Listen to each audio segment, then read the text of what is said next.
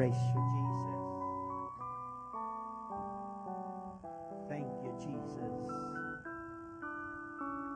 And blessed be the name of the Lord.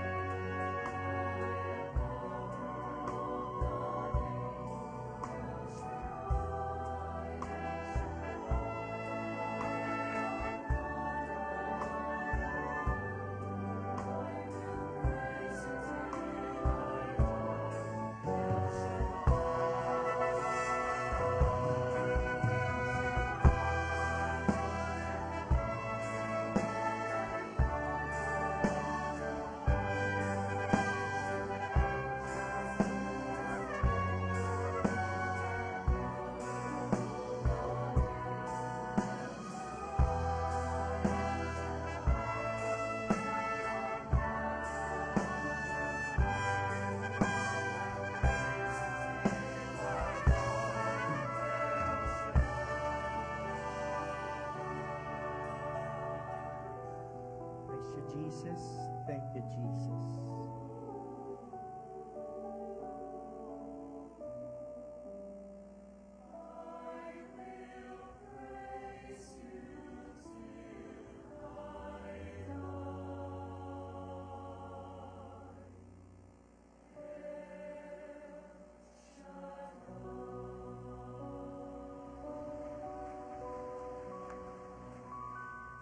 Sa ngalan ng Ama at ng Anak at ng Espiritu Santo. Dakilang Diyos, aming Ama na mahabagin, sa gabing ito, sama-sama kami ng iyong mga anak na nagpupuri at nagpapasalamat sa isa na namang pagkakataon na makalapit sa iyo. Dalangin namin na patuloy mong igawad sa aming lahat ang iyong mahal na grasya na magpapatawad sa lahat ng aming sala. Inaamin namin na wala kaming magagawa, Panginoon, kung kami ay hiwalay sa iyo.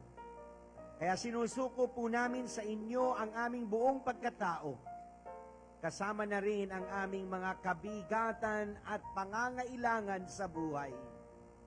Pinanghahawakan po namin ang iyong salita, na walang nagtitiwala sa iyo ang mabibigo.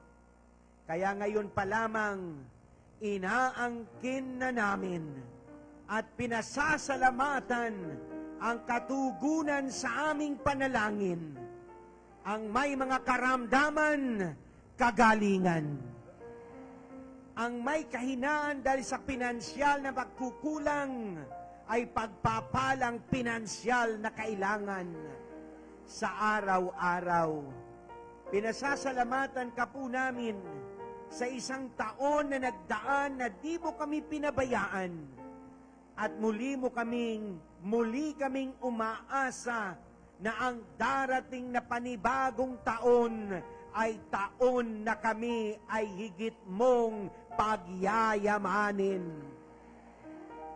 Pagpalain mo rin po ang aming minamahal na Congressman Rene Velarde sa kanyang pagbasa at paghahanda sa mensaheng nagpapagaling at higit sa lahat, pagpalain po ninyo ang aming minamahal na punong lingkod, Brother Mike Z. Velarde, at ang kanyang may bahay, Sister Belen, ang kanyang mga anak at mga apo, at kaming lahat natatanggap ng mabuting balita.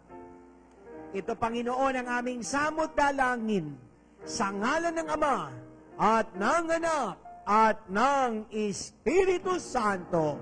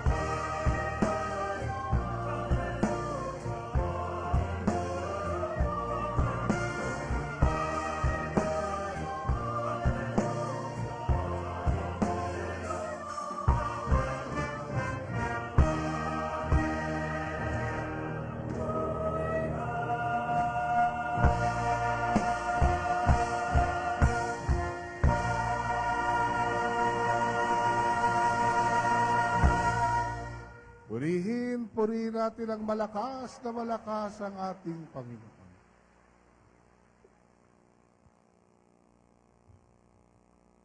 Brothers and sisters, tonight's healing message is taken from the Gospel of our Lord Jesus Christ according to Luke chapter 15, verses 11 to 24. Jesus continued, "There was a man who had 2 sons. The younger one said to his father, 'Father, give me my share of the estate.' So he divided his property between them. Not long after that, the younger son got together all he had, set off for a distant country, and there squandered his wealth in wild living. After he had spent everything, there was a severe famine in that whole country, and he began to be in need. So he went and hired himself out to a citizen of that country who sent him to his fields to feed pigs.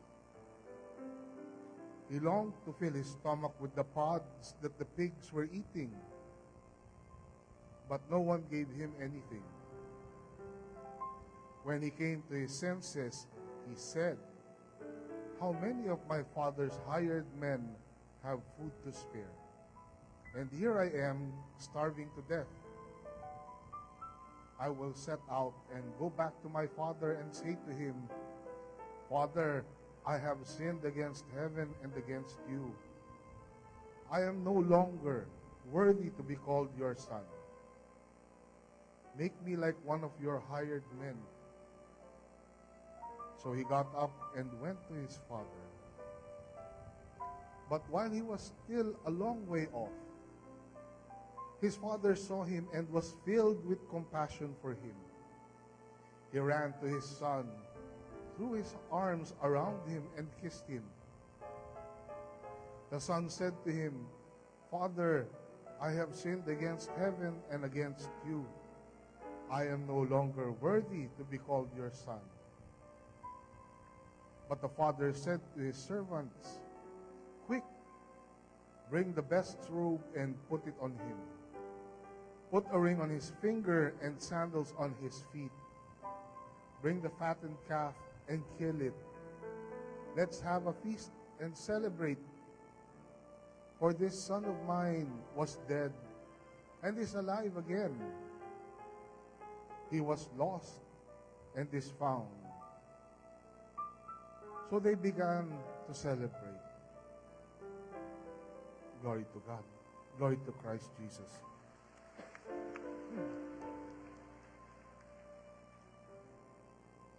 Sinabi pa ni Jesus, isang tao ang may dalawang anak na lalaki. Ang wika ng bunso, "Ama, ibigay na po ninyo sa akin ang mamanahin ko." At binahagi sa kanila ng ama ang kanyang ari-arian.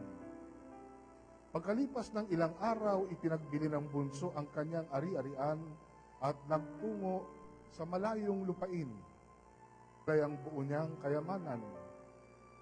At do'y nilustay na lahat sa Nang malustay na niya ang kanyang kayamanan, nagkaroon ng matinding paggutom sa lupaing yaon at nagdalita siya. Kaya't namasukan siya sa isang mamamayan ng lupaing yaon. Siya'y pinapunta nito sa bukid upang mag-alaga ng baboy.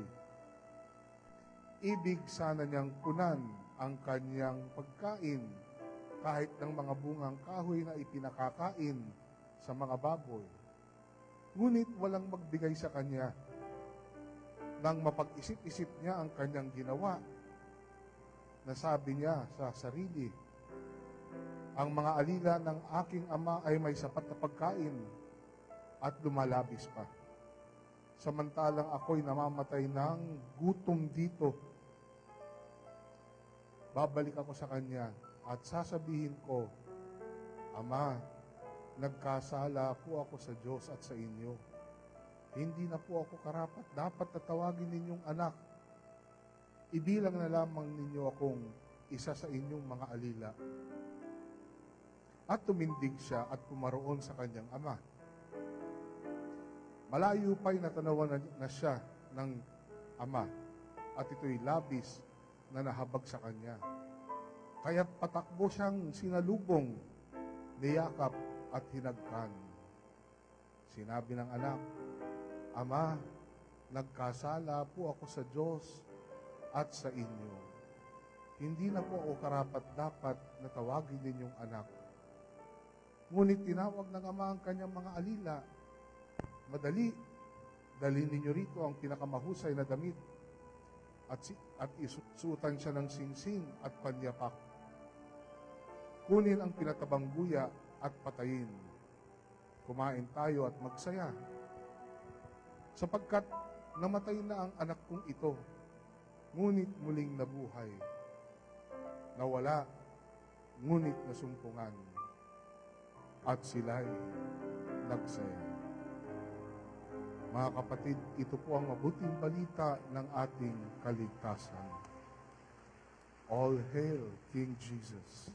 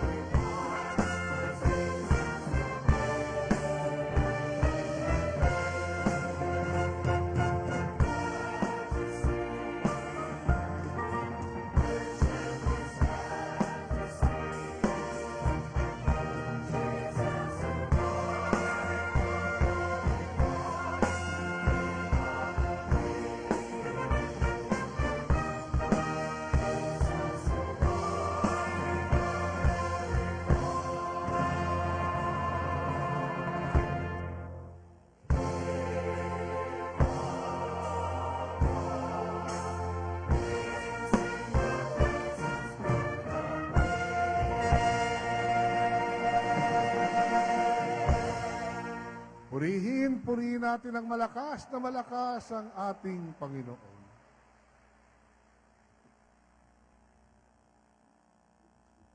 Mga kapatid, isang maganda at pinagpalang gabi sa inyong lahat.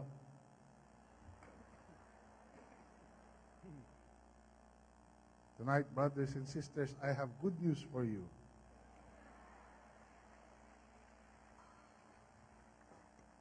According to Luke chapter 15, verses 17 to 20, when he came to his senses, he said, "How many of my father's hired men have food to spare? And here I am starving to death. I will set out and go back to my father and say to him, Father, I have sinned against heaven and against you. I am no longer worthy to be called your son. Make me like one of your hired men." So he got up and went to his father. But while he was still a long way off, his father saw him and was filled with compassion for him. He ran to his son, threw his arms around him, and kissed him. Nang mapag-isip-isip niya ang kanyang ginawa, nasabi niya sa sarili, "Ang mga alila ng aking ama ay may sapat na pagkain at lumalabis pa. Samantalang ako'y namamatay ng gutom dito. Babalik ako sa kanya at sasabihin ko, Ama, nagkasala po ako sa Diyos at sa inyo. Hindi na po ako karapat-dapat na tawagin ninyong anak.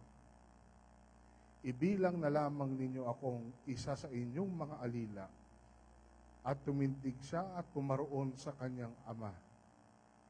Malayo pa'y natanawan na siya ng ama at ito'y labis na nahabag sa kanya. Kaya't patakbo siya, sinalubong, niyakap at hinagkan.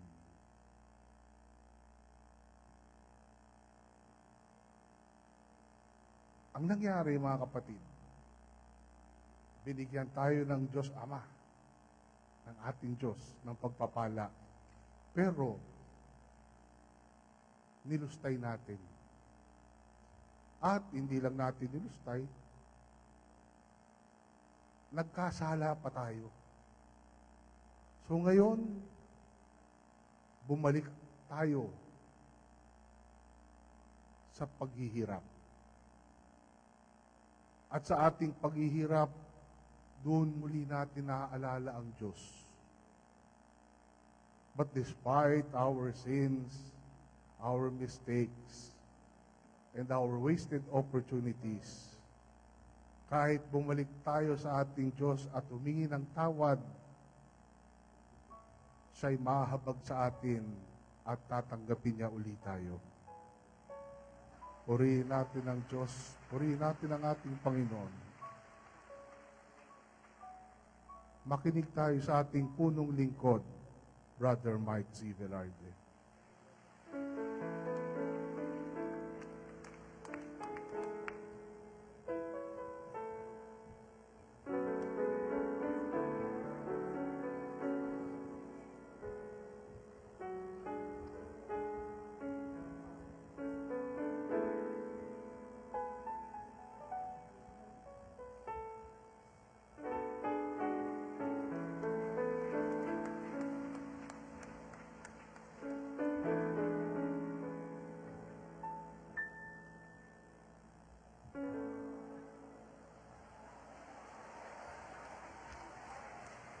Find your partner.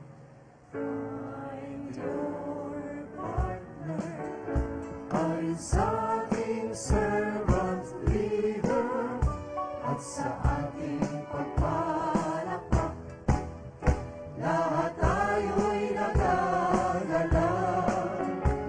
Sa Diyos tayo'y umasa at sumampalataya, na lahat ng ating hinihiling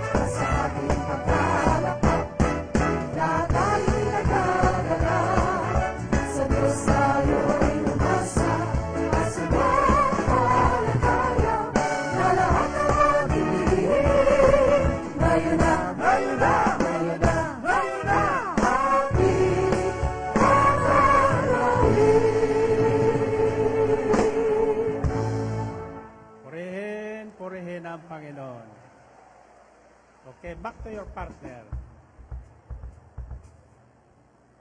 Ang unang sasabihin mo sa partner mo, mag-isip-isip ka na. 1 plus 1. Pangalawa, sasabihin mo, bago dumating ang araw ng bagong taon. So, bago dumating ang araw ng bagong taon, anong gagawin mo? Mag-isip-isip. 1 plus 1. 3 plus 3.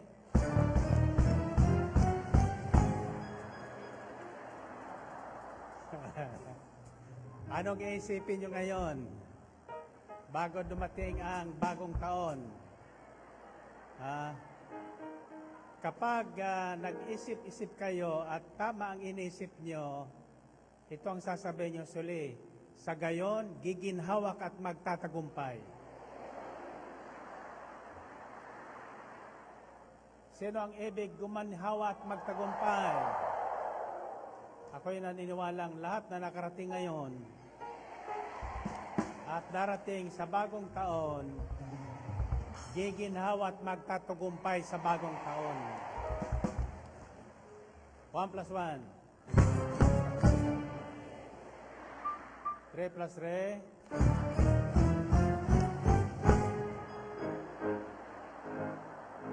7 plus 7.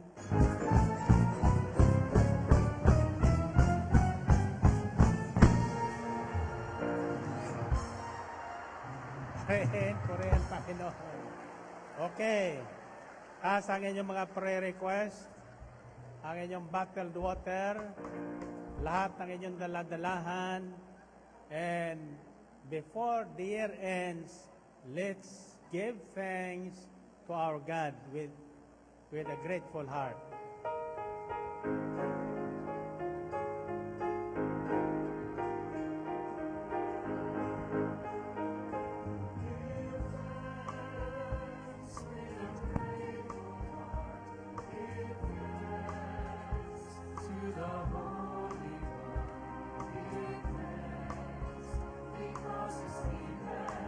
Jesus Christ, His Son,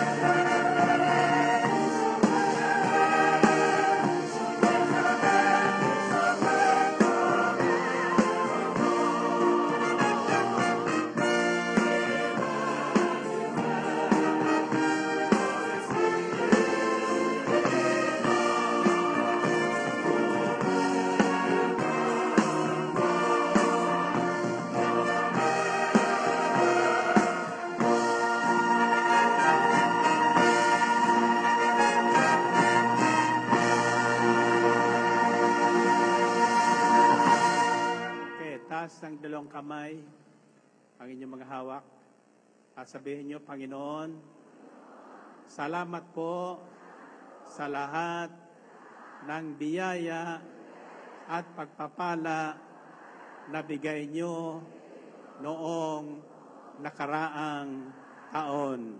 Ako po'y nananalig at nanampalataya na sa pagpasok ng bagong taon, mayroon akong tatanggapin na bagong biyaya na galing sa iyo sa ngalan ni Jesus.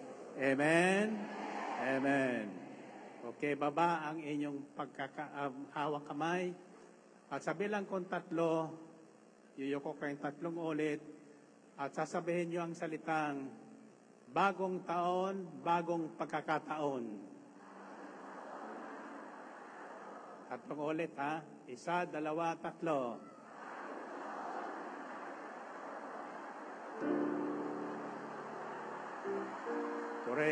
Purihin ang Panginoon. Purihin ang Diyos. Okay? You may be seated. Hindi tayo magtatagal hanggang bukas na umaga lang. Well, anyway, marahil marami sa inyo ang nagtaka bakit nadala tayo ngayon sa mensahe ng talinghaga ng, anong tawag doon? Alibuhang ang anak. The parable of the prodigal son. Anong ibang tawag sa alibugha? Pag sinabing alibugha kang anak, anong ibig sabihin yon? Pasaway. Pasaway. Ang isang anak na pasaway ay hindi pagpapalain ng Diyos. Now, you bring this back to the message kanina sa banal na misa tungkol sa banal na pamilya. Si Jesus ay naging bata rin. Dumaan sa proseso ng pagkatao, subalit siya ay hindi naging pasaway. Bakit? Sapagkat bata pa man siya, nasa puso lang niya ang makasunod sa kalooban ng Ama. Amen ba? Ang susi ng lahat ng biyaya at pagpapala na galing sa Diyos ay pagsunod sa kalooban ng Diyos. Kaya lahat na nakasusunod sa kalooban ng Diyos ay pinagpapala ng Diyos. Pag may sakit, pinagagaling. Ang matanda, pinababata. Ang pangit, pinagaganda. Amen ba? Ang bobo, pinatatalino. Ang mahina, pinalalakas. Ang mahirap, pinagyayaman. Mas malakas yung mayaman, ano? Sino gustong yumaman? Okay. Now, patatandaan ko sa inyo ang 3 salita. The first word starts with letter R. R. Anong ibig sabihin ng R? R means Rodrigo. The second is C. C means conception. D means Domingo. Tama ba yon? Sino makakahula? Yung makakahula, bibigyan ko ng 10,000. Noong nakaraang Pasko, ang pinahulaan ko 3 salita din. B, N, L. Wala nakahula nung B. Ano yung sabihin ng B? Bread. N, new. L, life. Jesus is the bread of the new life. Now, ang Belen, anong ibig sabihin ng Belen? Hindi Sister Belen, ha? Ang ibig sabihin ng Belen, house of bread. The house of bread. In Belen, hindi ka magkukulang.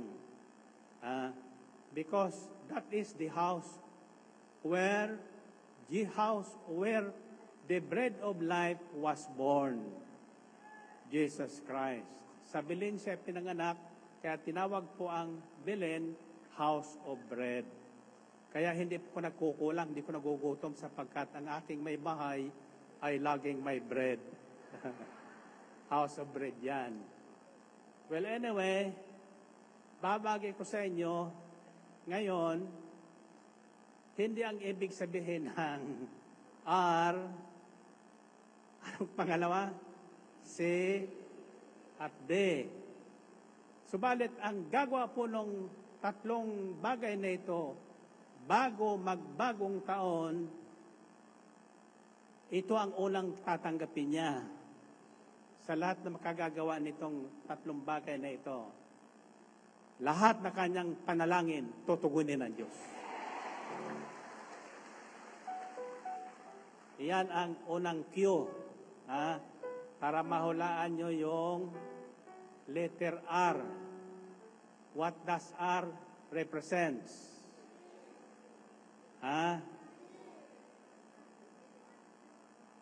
Sabi nung isa, rice daw, rice.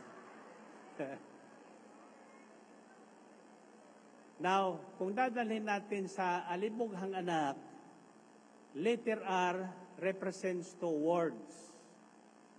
The first word is realization. Realization, anong sa Tagalog ang realization? Realization. Na-realize niya yung kanyang ginawa, yung kanyang kalagayan. Ibig sabihin, nalaman niya ang sanhi ng kanyang paghihirap at pagdurusa. Amen ba? Sino sa inyo ang dumaan ng hirap at pagdurusa noong nakaraang taon? Lahat ng tao ay daraan yan. Walang exempted. Mayaman, mahirap, bata, matanda, pangit, maganda, dumaraan sa pagdurusa. Ang ating Panginoong Kristo ay dumaan sa pagdurusa din. Dumaan siya sa landas ng pagdurusa. Ngayon, kapag dumadaan ang isang tao sa landas ng pagdurusa, ano ang dapat niyang gagawin para siya makaahon doon?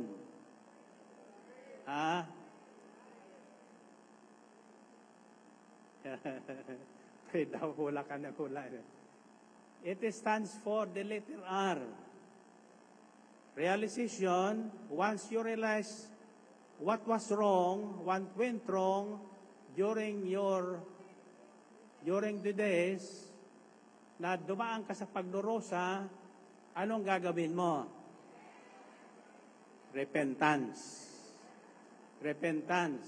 Pinagsisisihan at pinagsisihan ng alibughang anak ang kanyang ginawa sapagkat na-realize niya na ang ugat o sanhi ng kanyang pagdurusa ay yung kanyang ginawa.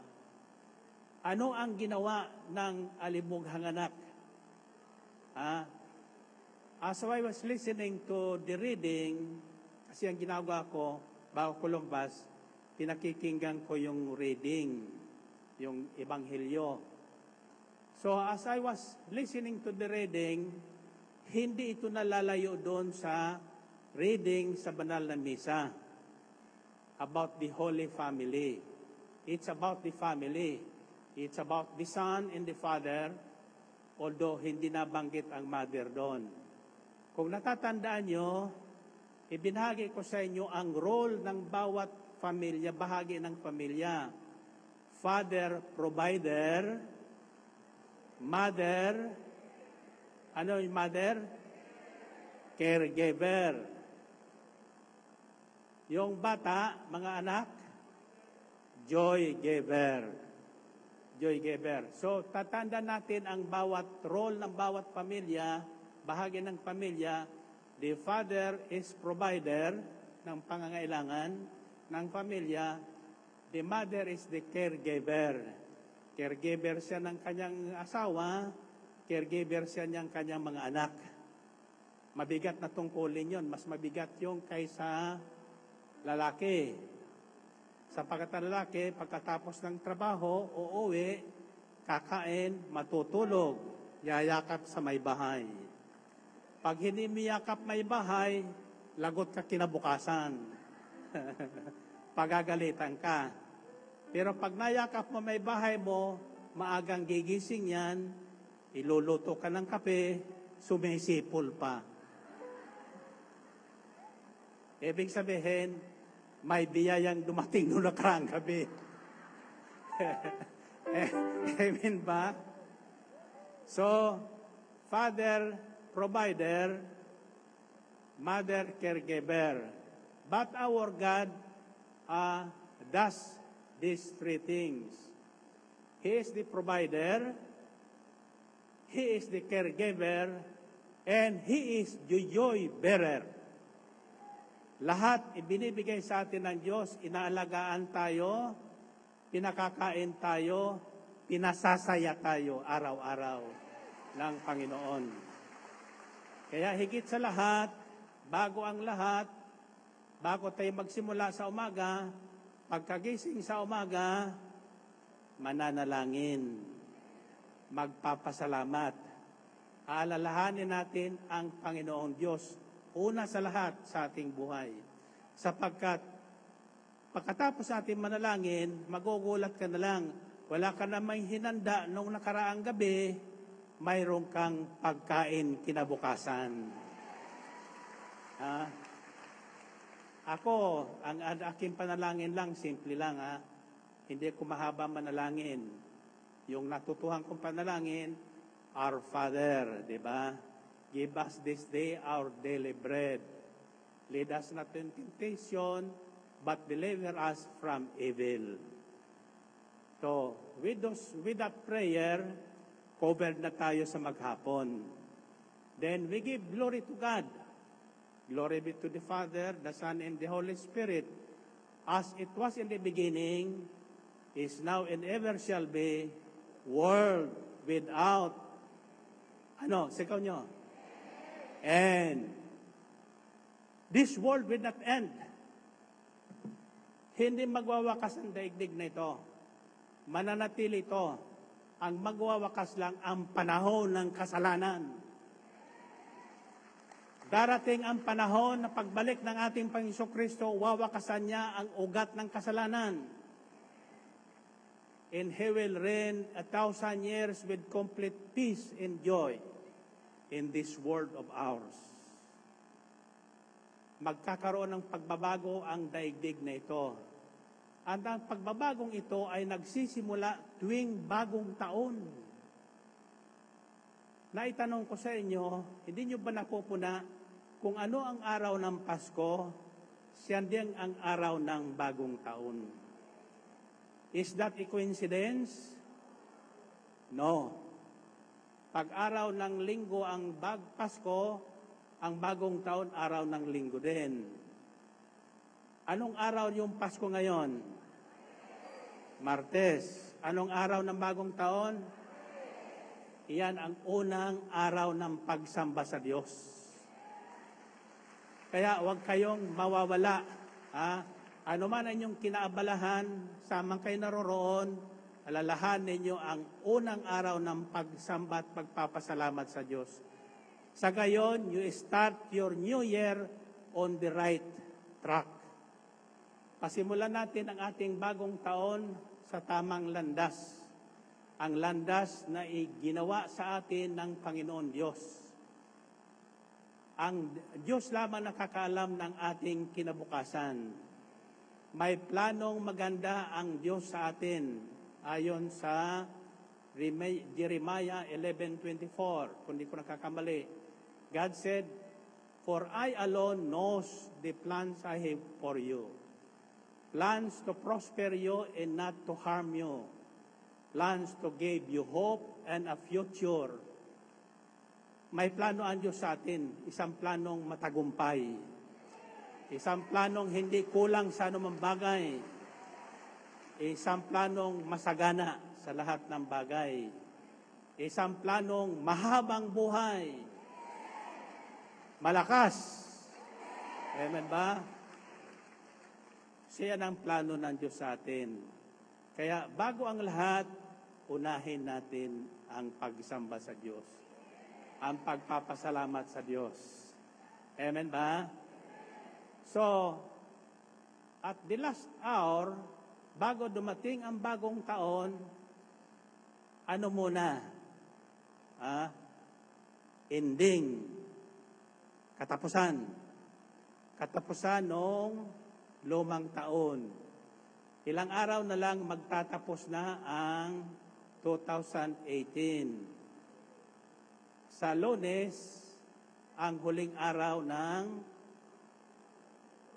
lumang taon. Kinabukasan, Martes, bagong taon na. Anong mayroon dala ang bagong taon sa mga manampalataya sa Diyos? Bagong pag-asa. A new hope. Bagong pag-asa. Isang pag-asang yung wala magkakaroon. Isang pag-asang yung walang anak magkakaanak. Isang pag-asang yung walang trabaho magkakatrabaho. Isang pag-asang yung may sakit gagaling. At hindi na muling magkakasakit sa buong taon. Kung tatandaan nyo ang simpleng aral na ito. Simple lang. Dadalhin ko, dinala ko, actually hindi ko alam kung ano ang Ebanghelyo sa banal na misa kanina. Yung pala, it's about the Holy Family. It's about the family. When I prepared this talk, this message about the prodigal son, tinanong ko ang Panginoon, ano ang kailangan naming gawin bago sumapit ang bagong taon? Ang sagot sa akin, ibalik mo ang parable ng prodigal son. Doon mo hanguin ang mensaheng ito.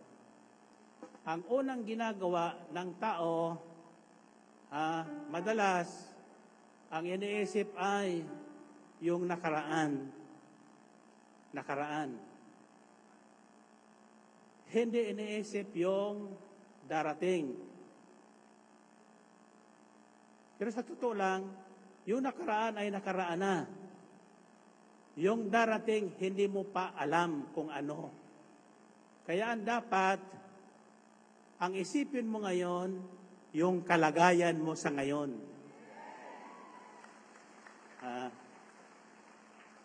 Ang kwento ng prodigal son o pasaway na anak, siya po ay anak ng isang mayaman. Mayaman ang kanyang tatay. So, isang araw, hiningi niya yung kanyang parte, yung kanyang mana. Ganyan ang ating kalagayan sa harapan ng Diyos. Lahat tayo ay anak ng mayamang Diyos. May karapatan tayong humingi ng mana sa ating Ama. Araw-araw, pwede mo hingin ang iyong mana. At walang humihingi sa Diyos na hindi ibinibigay ng Diyos ang kanyang hinihingi. Ang problema lang ng ganito, nang manalangin na siya'y bigyan ng hanap buhay at negosyo, ibinigay ng Diyos. Ang nangyari, nang lumago ang kanyang negosyo, nakalimutan ang Diyos. Nakalimutan ang gawain ng Diyos.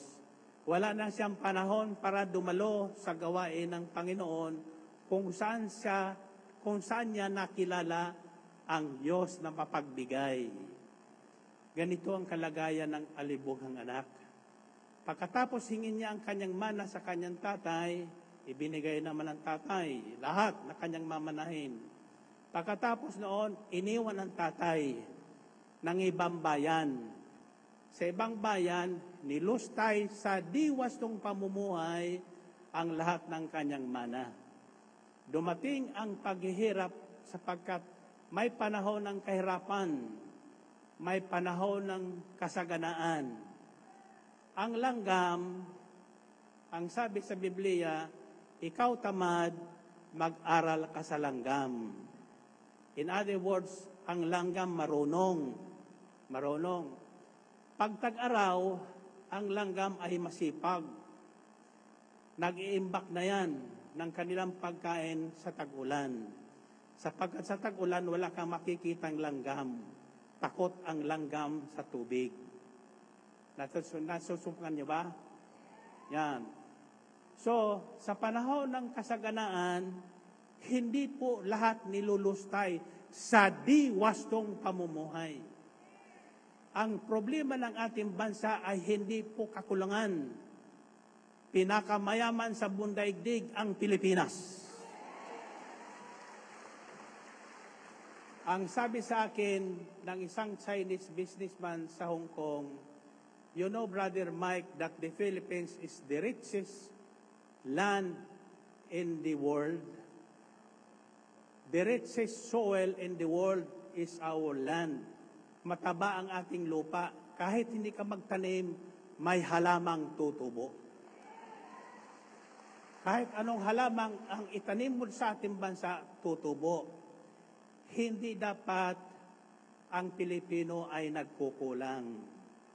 Kaya lang, tulad sa isang batang pinagmanahan ng kasaganaan, hindi niya pinagharapan kaya madaling malustay ang lahat ng bagay.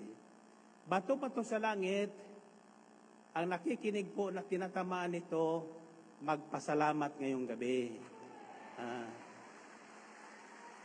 Karamihan sa atin humingi ng mana sa Panginoon.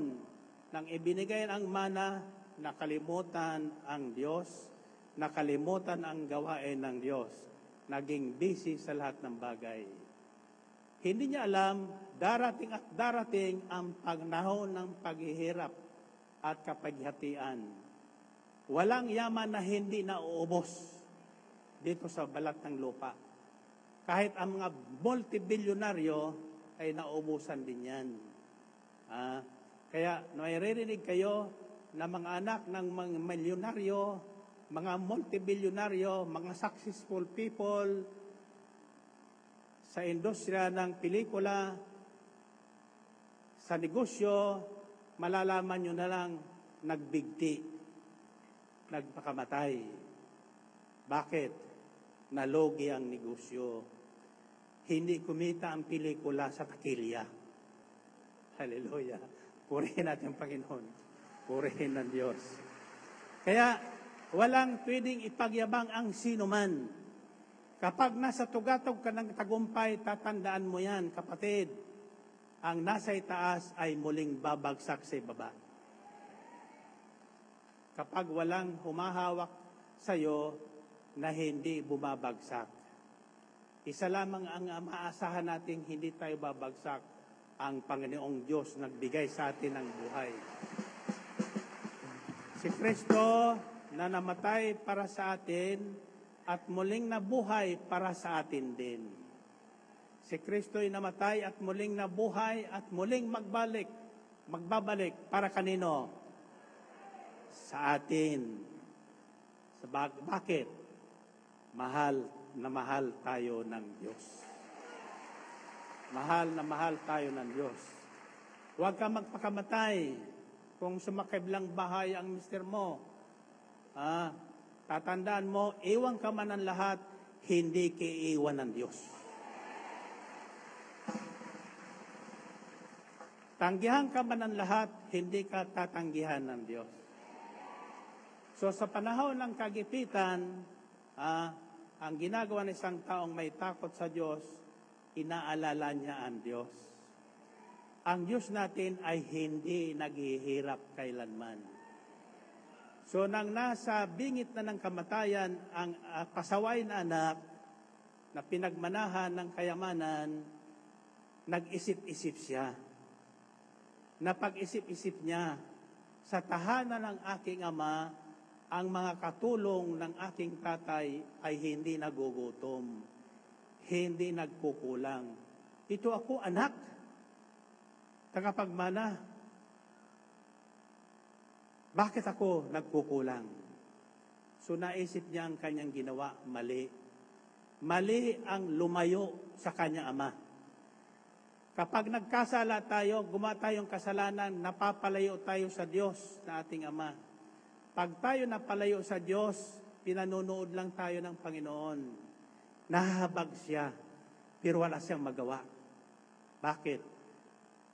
Pinili natin yung kalagayan na yon. We have that freedom, but God is watching us from a distance. Lagi tayong binabantayan at pinanonood ng Panginoon. At nagaan niya siyang, anak, bumalik ka lang, yayakapin kita muli.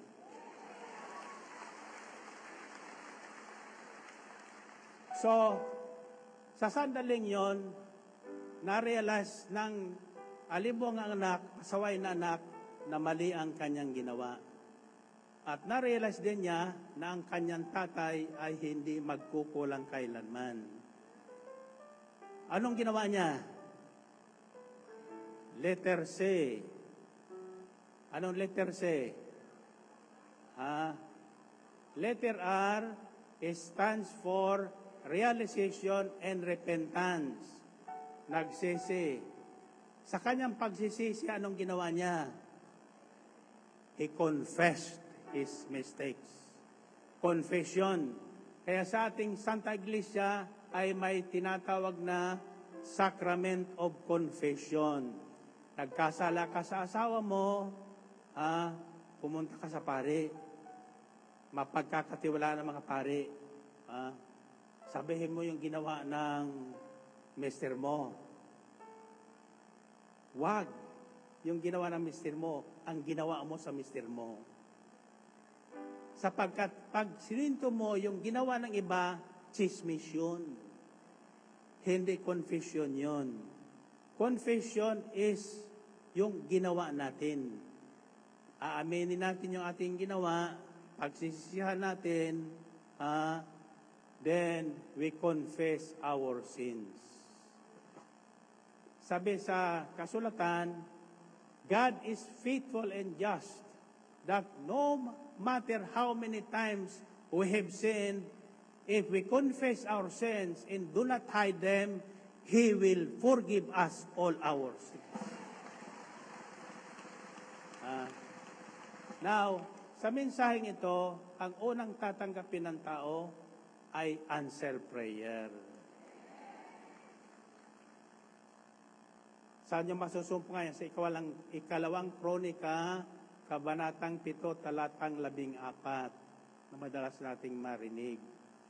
If my people who are called by my name shall humble themselves and pray and turn away from their wickedness, I will answer from heaven. Ibibigay ko sa kanila ang kapatawaran at kasaganaan. Ibabalik sa atin ng Panginoon. So, once we realize our mistakes and sins, we repent. Repentance means confession. Ihayag natin yung ating mga pagkukulang, pagkakamali, ang ating mga ginawang hindi kalugod-lugod sa Diyos at sa ating kapwa. Then, what do you get? Forgiveness of sins. Lahat ng ating kasalanan noong nakaraang taon, buburahin ng Panginoon. Papasok tayo sa bagong taon na malinis ang ating konsensya. Hindi sa ating gawa, kundi dahil sa awa ng Diyos, sapagkat tayo ay nagtapat sa Kanya. Sa ikalawang reading kanina, ang sabi ni San Pablo, kaya matuto kayong magpatawad, sapagkat pinatawad ko ng Diyos. Yung lahat na nagkasala sa atin noong nakaraang taon, bago magtapos ang taon at bago sumapit ang bagong taon, patawarin natin silang lahat. Patawarin natin silang lahat.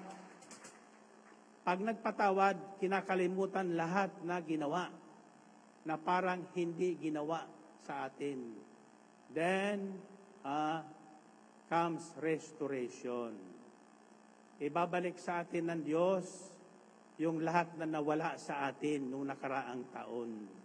At higit pa roon, hustong takal, siksik, liglig, at umaapaw pa, ibibigay sa atin.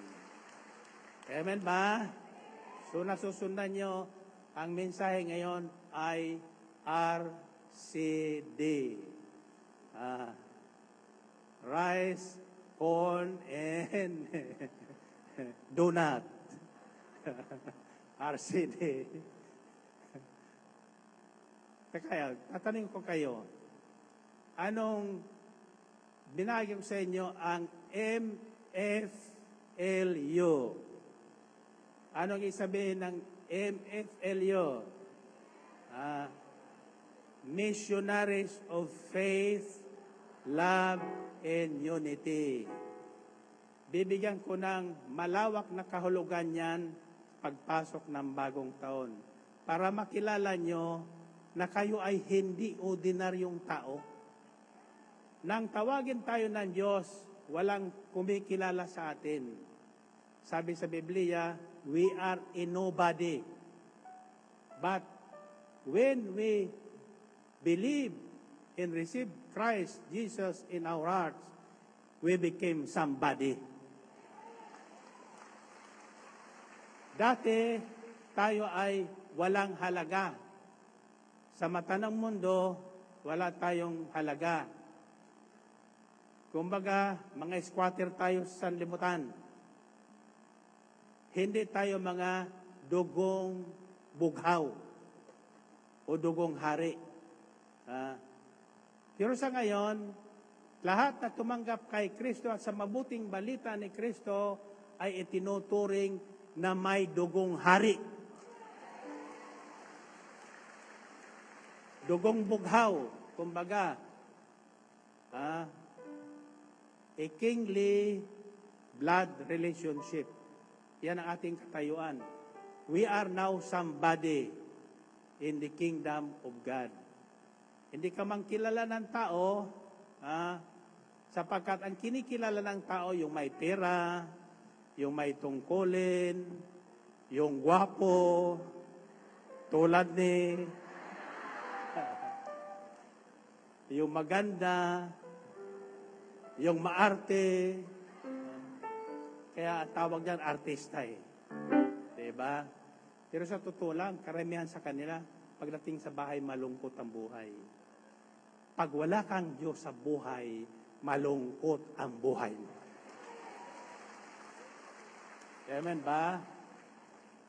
Now, ito ang gagawin natin bago sumapit ang taon, bagong taon. Wika ko, bagong taon, bagong pagkakataon. Pagkakataon na ano? Pagkakataon na ma-restore ang inyong relationship with God and with man. Pagkakataon na mabuo muli ang inyong pamilya. Pagkakataon na yung patay na pag-ibig ay mabuhay muli. Pagkakataon na yung nanlamig na pag-ibig ay mag-init muli. Amen ba? Pagkakataon na yung nanlamig at namatay na pananalig sa Diyos, mag-alab muli. Magkaroon ng apoy at kapangyarihan. Remember, our faith in Christ Jesus is power. Sabi niyo, power. The power to heal the sick, the power to cast out demons and evil spirits, and the power to become rich according to God's plan and purpose. Kalooban ng Diyos na magkaroon tayo ng buhay na ganap at kasiyasiya. Ang tanong ko sa inyo, what does the letter D represents? Letter D, nakapag-isip-isip ka na. Nakapagsisi ka na. Nakakumpisal ka na. Anong gagawin mo? Die daw, die.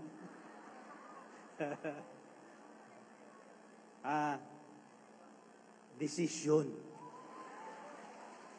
Desisyon. Huwag ka lang basta mag-iisip. Gumawa ka ng isang desisyon na hindi mo pagsisihan pagdating ng panahon. At ito ang ginawa ng alibogang anak kung nasubaybayan nyo. Pagkatapos na ma-realize na ang kanyang ginawa, nagsisi siya at nag-confess siya. Pinaktis pa niya yung kanyang confession. Remember this? Bago siya bumalik sa kanyang ama, pinaktis siya. Sasabihin niya sa kanyang ama, Father, I have sinned against heaven and against you. I am no longer worthy to be called your son. Just make me one of your servants, hired men. Anong ginawa niya? Pinaktis lang ba yun? The next verse says, so he went back to his father. He decided to go back. He decided na magbalik loob sa Diyos. Bago sumapit ang bagong taon, magbalik loob ka sa Panginoon.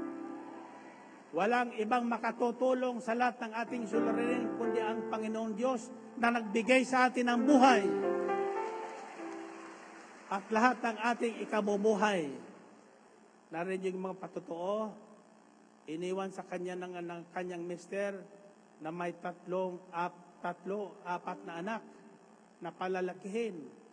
Hindi niya alam kung paano palalakihin yung pakakanin. Walang manang iniwanan sa kanya. Subalit, ito ang nangyari sa kanya. Yung hindi niya magagawa, ginawa sa kanya ng Diyos. Amen? So, by year end, bago magtapos ang bagong taon, bago magtapos ang lumang taon, mag-isip-isip ka na. Huwag mong isiping magpakamatay. Huwag mong isiping wala na sa'yo nagmamahal. Isipin mo, mahal ka ng Diyos. Isipin mo, ang hindi magagawa ng tao, magagawa ng Diyos sa'yo. Then, you finally decide a lifetime decision nang ako ay magdesisyon na tanggapin ang hamon sa akin ng Diyos, na magpahayag ng salita ng Diyos na hindi ko alam, hindi ko tumanggi. Hindi ko tinanong, paano yon? Hindi ko pare. Hindi ko nag-light in the Spirit seminar. Wala kong alam sa Biblia at the time. Isang alam ko, mahal ako ng Diyos. Isang alam ko, ang hindi ko magagawa ng Diyos. Isang alam ko na kapag ako ay nagdesisyon sumunod sa kalooban ng Diyos, hindi ako pababayaan ng Diyos. At ito ang brief history ng gawain ito.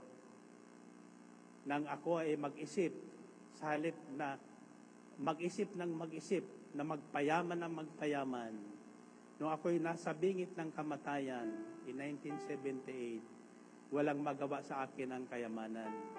Subalit ang isang salita ng Diyos na dinala sa akin, silid sa Philippine Heart Center, ang nagbigay sa akin ng bagong buhay.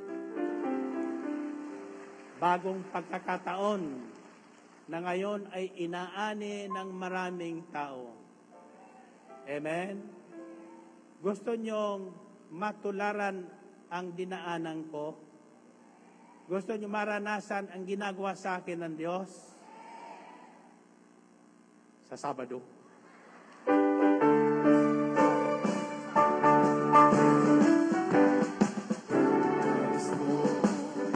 Pagpalain, simulan at tapusin ang gawain, at may mahala na magsasalin ang punong likod natin sa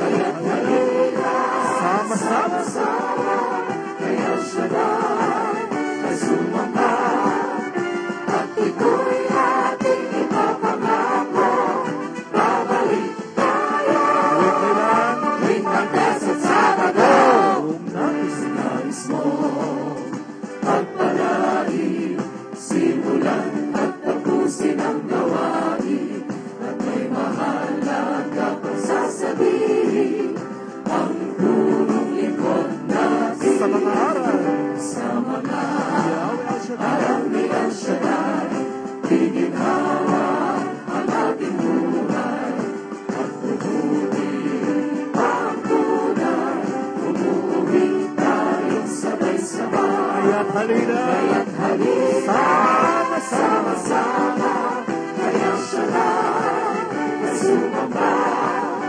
At ito'y ating ipapangako, babalik tayo tuwing Martes at Sabado. kung nais mo, pagpalain, Pagpalain, simulan at tapusin ang gawain, at may mahalaga pang sasabihin ang punong likod natin. sa mga aral, Sa mga El Shaddai, aral ni El Shaddai, iginhawa ang ating buhay at bubuti ang tunay. Umuwi tayong sabay-sabay, kaya't halina, kaya't halina, sama-sama, sama-sama kay El Shaddai ay sumamba.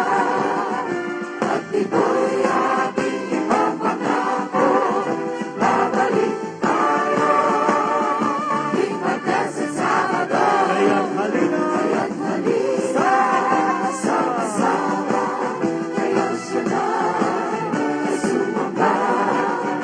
At ito'y ating ipapangako, babalik tayo tuwing Martes at Sabado. kaya't halina, Kaya't halina, sama-sama kay El Shaddai ay sumamba. At ito'y ating ipapangako, babalik tayo tuwing Martes at Sabado. babalik tayo. Babalik tayo tuwing Martes at Sabado. Babalik tayo tuwing Martes at Sabado. Purihin ang Panginoon. Taas ang inyong kamay. Ang ibig kong isipin nyo, bago magtapos ang taong ito at bago pumasok ang bagong taon, kayo ba'y narito na pagsimula ng gawain? Kayo ba'y tinatapos nyo ang gawain? Hindi kayo kasama doon sa mga pag-finally na umalis na. Pag sabalik Sabado, uuna na sila. Isipin niyo yun, malaking nawawala sa inyo roon. Hindi ako ang nawawalan. Tatandaan nyo, bawat kilos natin, bawat sinasabi natin, bawat iniisip natin, alam ng Panginoon. Amen ba? Ang susi ng mga biyaya ng Diyos ay nasa pagsunod. Nasa pagsunod. Natatandaan niyo yun? So isipin niyo, ako ba'y absent ng absent sa gawain noong nakaraang taon? Ako ba'y huling-huli na kong dumating at una pa kong umalis?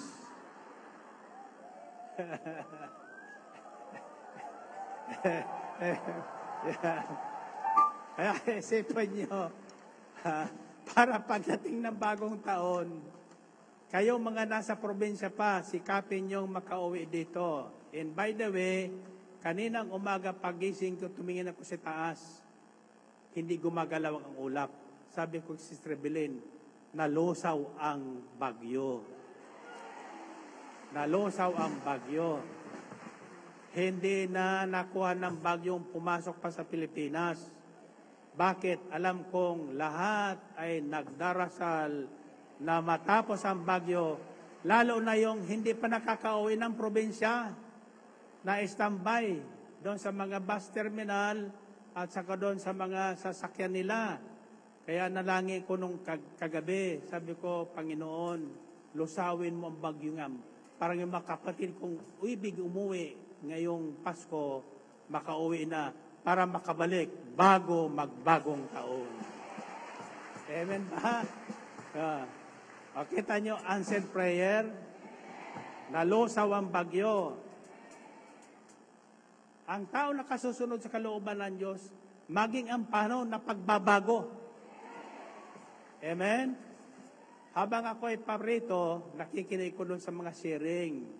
Sabi ng mga nagpapashare ni Brother Emil, saka yung kasamahan niya, sabi niya, halina kayo, wala nang ulan, sumisikat ng araw dito. Ito na ngayon, dumating ako, opening prayer pa lang ni Brother Sibiliano. Sabi niya, pagpalain niyo ang bawat patak ng ulan. Hallelujah. Hallelujah. Kasi hindi niya narinig yung sinabi doon sa labas ng mga nagpapashare. Ako pinakikinggan lahat yan. Pinakikinggan ko lahat sapagkat tatandaan nyo, ang pananalig ay nagsisimula sa pakikinig. Kaya lahat na nakikinig ng mabuting balita, tumatanggap nito at nagsasabuhay, siya pagpapalain siya araw-araw ng ating Panginoon. Amen ba? Okay, taas ang kamay nyo. Sabi nyo, Panginoon, tulungan nyo ako na mag-isip ng lahat ng aking kakulangan, pagkukulang sa inyo at sa aking kapwa. Nang sa gayon, bago dumating ang bagong taon, ako ay malinis na makakaharap sa inyong banal na trono sa bagong taon na darating. Nang sa gayon, lahat ng aking kahilingan noong nakaraang taon na hindi pa dumarating sa Sabado ay dumating na. Amen ba? Okay. Ito kasi ang huling. Sabi nila, sasakyan na nating hintayin yung huling bendisyon. Ay hindi naman nila kikita sasakyan yung aking kamay. Diba? So, iba na yung nakikita, diba? Kaya mga nasa labas, ay ko, maluwag pa sa loob, nasa labas sila. Tatandaan niyo yung kilos ng aking kamay. Sa aking pananampalataya, idinalangin ko lahat na sasalo niyan, tatanggap ng regalo sa Panginoon. Amen ba? Bagay niyo nakikinig sa malayong lugar, sapagkat ang Diyos ay pinanonood lahat, bawat sulok ng daigdig. Sabi sa aklat ng Kronika, for the eyes of the Lord runs to and fro the whole earth, looking for someone to be blessed. Lagi naghahanap ang mata ng Panginoon ng taong pagpapalain niya. Amen ba? So pagtapos sa inyong pagpapala ng bagong taon, ito yung huling pagpapala ng taon nakaraan. Ang isisigaw nyo, bagong taon, bagong pagkakataon, bagong buhay. Ulitin nyo nga.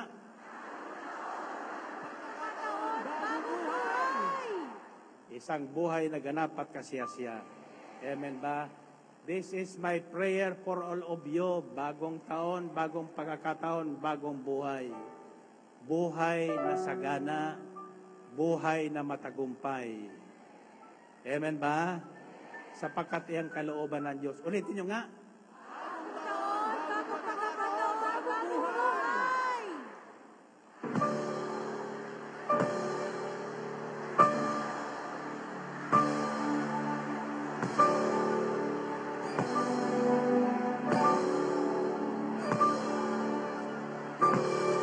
See you next year.